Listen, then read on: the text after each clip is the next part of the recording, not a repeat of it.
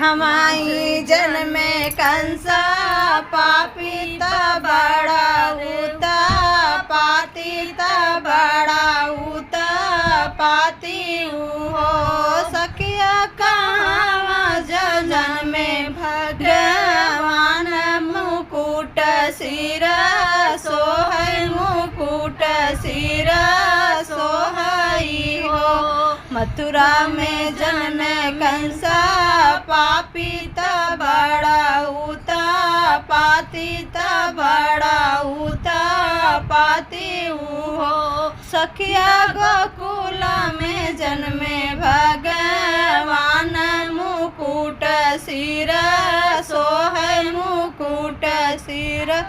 सोहई हो काऊ खियायो कंसा पापित बड़ा उता